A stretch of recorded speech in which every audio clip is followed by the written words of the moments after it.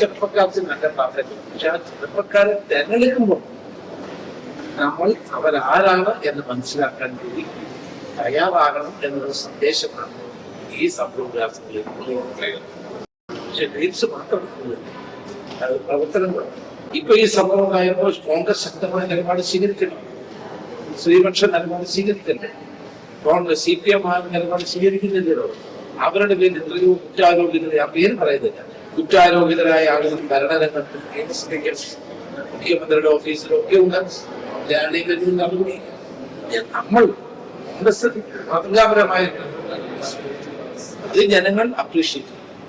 അപ്പൊ അതുകൊണ്ട് തന്നെ കോൺഗ്രസ് അങ്ങനെ നടപടി ഞങ്ങൾ എല്ലാവരും കൂടി ആലോചിച്ചിട്ടുണ്ട്. ആ നടപടി വന്നതോടുകൂടി തന്നെ കോൺഗ്രസിന്റെ UDF-ന്റെ നിശ്ചായത്തെ മാറ്റുമുട്ടിയിരിക്കും.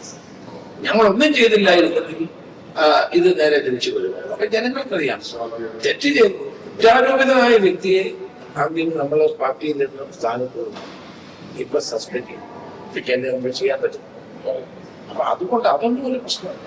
ആ ഇഷ്യൂവിനെ നമ്മൾ എങ്ങനെ കണ്ടു എന്നുള്ളതാണ്. ഞങ്ങളൊക്കെ ശക്തമായ നിലപാടിക്കായിരുന്നു. എന്തുകൊണ്ടാണ്?